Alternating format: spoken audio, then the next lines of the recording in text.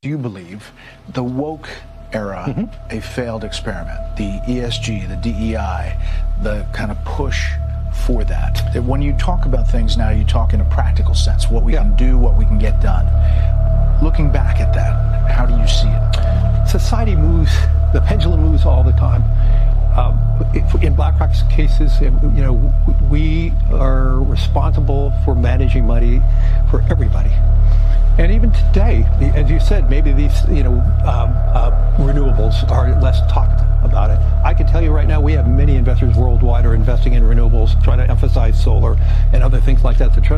We're working with Occidental Petroleum right now to building the best carbon capture factories in Texas right now. So, do I believe the pendulum 5 years ago was too far? Yes. You do? I believe we're more I'm personally more pragmatic too. And I believe... But do you think BlackRock pushed some companies a little bit further left than you thought? It was never our intention, because our job is to be... I got to be a fiduciary to everybody who gives us money. Our responsibility, Brett, is to making sure if one of our investors wants to invest 100% in hydrocarbons in Texas, I'm investing 100% of the money in Texas. But if another state fund wants us to invest in, let's say, all green energy, we're going to do that. It's their money. But today, because of AI and the overwhelming need for power and electricity, it can't just be one way right now. It can't just be hydrocarbons. If you see what China is doing right now, China is rapidly building more nuclear than any other country in the world. They have the largest solar fields in the world, yet they're the biggest importer of gas and oil.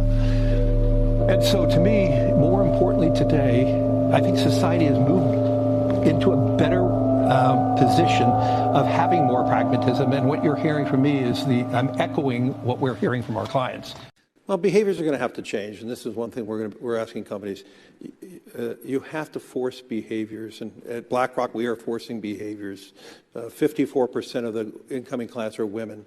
We added 4 more points in terms of diverse employment this year, and what we're doing internally is, if you don't achieve these levels of impact, your compensation could be impacted. Okay, we're doing the same thing. And so it's just you have to force behaviors, and if you don't force behaviors, whether it's gender or race or just any way you want to say the composition of your team, you're going to be impacted. And that's not recruiting; it is development, as Ken said, and ultimately. It's still going to take time, but I am just as much shocked as Ken is that we have not seen more opportunities, and we're going to have to force change.